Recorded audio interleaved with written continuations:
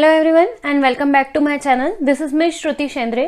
और स्टूडेंट्स, आज ये मैंने जो वीडियो बनाया है वो क्लास 10th एसएसटी के रिड्यूस सिलेबस के अकॉर्डिंग आपका जो मैप वर्क टर्म 1 एग्जामिनेशन में पूछा जाना है उसको लेकर बनाया है।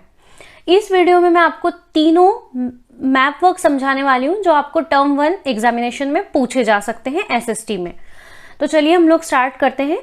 जैसा कि आप लोग जानते हैं, टर्म 1 का जो रिड्यूस सिलेबस है उसके अकॉर्डिंग आपको ये चैप्टर्स आने वाले हैं जो आपको अभी स्क्रीन पर दिखाई दे रहे हैं। इसमें से भी जो मैप वर्क है वो आपको पॉलिटिकल साइंस और इकोनॉमिक्स में से पूछा नहीं जाएगा। हिस्ट्री और ज्योग्राफी में से आपको मैप वर्क पूछा जाता है, जिसमें कि जो पहला चैप्टर है हमारा हिस्ट्री का, नेशनलिज्म इन यूरोप, इसमें आपको कोई भी मैप रिलेटेड वर्क नहीं दिया गया है। अब रहा हमारा सिर्फ ज्योग्राफी पार्ट, जिसमें से हमको 3 चैप्टर टर्म 1 एग्जामिनेशन के लिए आने वाले हैं।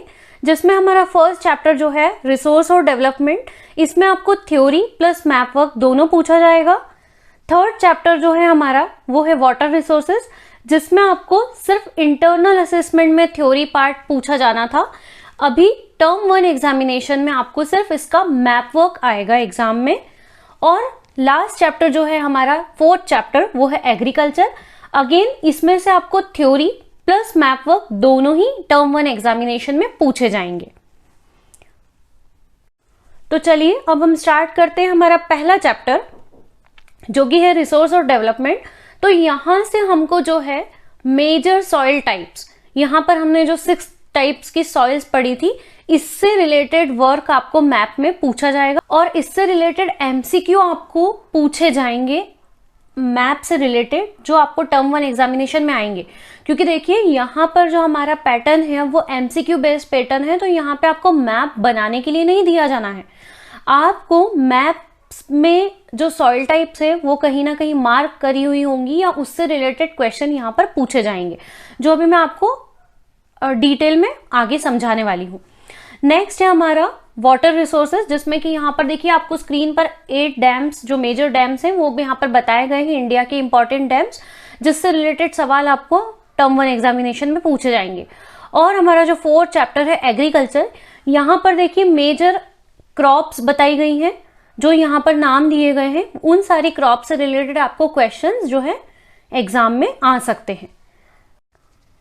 अब मैप समझाने के पहले सबसे इंपॉर्टेंट बात मैं आप लोगों के साथ शेयर करना चाहूंगी यहाँ पर कि देखिए, अगर आपके पास पॉलिटिकल मैप है तो आप उसको बहुत अच्छे से पढ़ कर जाइए, अगर आपको स्टेट्स अच्छी तरीके से याद नहीं है तो। क्योंकि अगर आपको स्टेट्स पर्टिकुलरली याद नहीं है, उनकी लोकेशन अच्छे से याद नहीं है, तो आप लोग आगे चीज़ों को अच्छे से मार्क नहीं कर पाएंगे। इसीलिए पॉलिटिकल मैप को आप बहुत अच्छी तरीके से मेमोराइज कर लीजिए, ये आपको हेल्प करेगा आगे मैप में ठीक तरीके से लोकेशंस मार्क करने के लिए। अब देखिए ये जो नेक्स्ट मैप है, मैंने इसमें आपको सारे जो मेजर सॉइल टाइप्स हैं वो यहाँ पर शो किए हैं और हम लोग इन सारी सॉइल्स को यहाँ पर प्लेन मैप में मार्क करने वाले हैं। अब चलिए, सबसे पहली सॉइल है फॉरेस्ट सॉइल। अब जैसा कि हमको इसकी क्वालिटी से ही पता है कि ये किस एरिया में पाई जाती है, तो या तो ये माउंटेन रीजन, हिली रीजन में पाई जाती है। और ऐसे एरियाज कहाँ पे है हमारे यहाँ भारत में, जो भी नॉर्दर्न स्टेट्स आती हैं, ठीक है, उन स्टेट्स में इस तरीके की मिट्टी जो है वो पाई जाती है। जैसे कि the state of Jammu and Kashmir, Himachal Pradesh, Uttarakhand, जहाँ पे माउंटेन एरिया सबसे ज्यादा होते हैं, ठीक है। हिली रीजन्स जहां पर होते हैं वहां पर ये फॉरेस्ट सॉइल या माउंटेन सॉइल भी हम इसे कहते हैं, वो पाई जाती है। तो यहाँ पे देखिए हम लोगों ने इस वाली स्लाइड में, इस वाले मैप में हम लोगों ने यहाँ पर जो ऊपर का इलाका है हमारे भारत के नक्शे में, वहां पर ऑरेंज कलर से मैंने इसको मार्क किया है। ये कहलाती है हमारे, ये जो रीजन है यहाँ पर हमारी फॉरेस्ट सॉइल या माउंटेन सॉइल जो है वो पाई जाती है। अब आगे बढ़ते हैं हमारे नेक्स्ट सॉइल टाइप की तरफ, जो है एरिड सॉइल। एरिड सॉइल की जब हम बात करते हैं तो ये ऐसी जगह पाई जाती है जहाँ का टेम्परेचर हाई होता है और स्पेशली इसमें ह्यूमस और मॉइस्चर दोनों की ही काफ़ी कमी होती है। कलर वाइज अगर हम बात करें तो ये रेड या ब्राउन कलर की होती है और ये बेसिकली राजस्थान में पाई जाती है और कुछ पार्ट गुजरात के, ठीक है। तो यहाँ हमने इसको मार्क किया हुआ है, आप लोग इसे देख सकते हैं कि जो ग्रीन कलर से यहाँ पे हाईलाइटेड है ये राजस्थान और कुछ पार्ट जो है वो गुजरात का भी इसमें कवर किया जा रहा है। नेक्स्ट है हमारी ब्लैक सॉइल। अगर हम इसके फीचर्स की बात करें तो ये बहुत ही एक फाइन और क्लेई मटेरियल की होती है और इसकी क्वालिटी जो होती है ये अपने अंदर मॉइस्चर होल्डिंग कैपेसिटी बहुत ज़्यादा रखती है और जो कॉटन क्रॉप होती है उसके लिए ये बेस्ट सुटेबल टाइप होता है सॉइल का, जिसके अंदर वो बहुत ही अच्छे से ग्रो कर सकता है। अब आप लोग इसी से अंदाज़ा लगा सकते हैं कि कॉटन कहाँ पर ग्रो होता है। ठीक है, तो ये होता है in the state of Maharashtra और कुछ पार्ट जो होते हैं वो मध्य प्रदेश और छत्तीसगढ़ में भी ये इस टाइप की सॉइल पाई जाती है। Next, alluvial soil. अगर हम इसके फीचर्स की बात करें तो ये काफ़ी लेस फर्टाइल होती है, बट इसमें बहुत ही एडिक्वेट मात्रा होती है पोटेश की और फॉस्फेरिक एसिड की, और इसी कारण से ये बहुत ही आइडियल टाइप की सॉइल होती है शुगर केन यानी कि गन्ना, पैडी यानी कि चावल और व्हीट यानी कि गेहूं के ग्रोथ के लिए। और बेसिकली इस टाइप की सॉइल जो होती है वो पंजाब, हरियाणा, यूपी, बिहार, आसाम और वेस्ट बंगाल वाले बेल्ट में पाई जाती है। Next, laterite soil. इस टाइप की जो सॉइल होती है वो काफ़ी हैवी रेनफॉल वाले रीजन्स में पाई जाती है, जहाँ पे रेनफॉल और टेम्परेचर दोनों की ही मात्रा जो होती है वो अधिक होती है। और बेसिकली ये जो सॉइल टाइप होता है वो कर्नाटका, केरला और तमिलनाडु स्टेट में पाया जाता है। And this type of soil is best suitable for the growth of rubber, tea and coconut. Next soil type is red and yellow soil. ये जो टाइप का सॉइल होता है वो काफ़ी वार्म और मॉइस्ट क्लाइमेट में पाया जाता है। सेकेंडली, अगर हम इसके टेक्सचर की बात करें तो ये क्लेई और सैंडी दोनों ही तरीके के स्ट्रक्चर इसमें पाए जाते हैं। और इस टाइप का जो सॉइल होता है वो ऑयल सीड, ग्राउंडनट, ऑर्कार्ड और मिलेट्स के ग्रोथ के लिए बेस्ट सुटेबल या फेवरेबल टाइप का सॉइल होता है। और इस टाइप की जो सॉइल होती है वो कर्नाटका, छत्तीसगढ़, तेलंगाना, ओडिशा और सदर्न महाराष्ट्र वाले एरियाज में पाई जाती है। चलिए, यहाँ पर हमारा जो है पहला वाला मैप वर्क जो है वो कंप्लीट हो चुका है। अब हम बढ़ते हैं अपने नेक्स्ट मैप की ओर, जो कि है चैप्टर नंबर 3 से वाटर रिसोर्सेज से, जहां पर आपको इम्पॉर्टेंट डैम्स जो हैं इंडिया के वो मार्क करने हैं। और आप लोग देख सकते हैं इस वाली स्लाइड में आपको इन 8 डैम के नाम दिए गए हैं।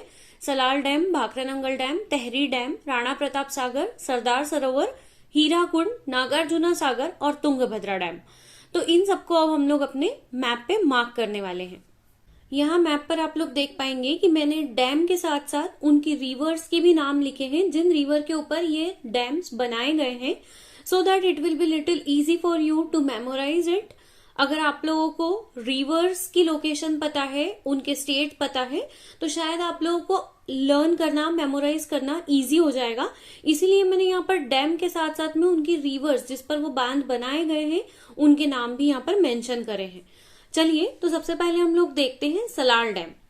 सलाल डैम जो है वो रिवर चेनाब के ऊपर बनाया गया है और ये जो है वो स्टेट ऑफ जम्मू कश्मीर में स्थित है। बढ़ते हैं अपने नेक्स्ट डैम की ओर। नेक्स्ट डैम जो है वो है भाखरानंगल डैम, जो कि सतलुज नदी के ऊपर बनाया गया है और जो हिमाचल प्रदेश राज्य में स्थित है। तीसरा डैम है हमारा तेहरी डैम, जो कि भागीरथी नदी के ऊपर बनाया गया है और ये डैम जो है वो उत्तराखंड में स्थित है। चौथा है राणा प्रताप सागर डैम। अब जैसा कि आप लोग राणा प्रताप जी के नाम से ही पहचान सकते हैं, जहां के ये महान राजा हैं, वहीं पर ये डैम स्थित है, जो कि है राजस्थान, और ये जो है चंबल नदी के ऊपर बनाया गया है। Sardar Sarovar dam, Sardar Vallabhbhai Patel, pride of our nation, जहां के वो हैं वहीं पर यह डैम बनाया गया है, जो कि है गुजरात राज्य में, और यह डैम जो है नर्मदा नदी के ऊपर बनाया गया है। नेक्स्ट है हीराकुंड डैम। हीराकुंड डैम जो है वो महानदी रिवर के ऊपर बनाया गया है और ये उड़ीसा राज्य में स्थित है। Next Nagarjuna dam.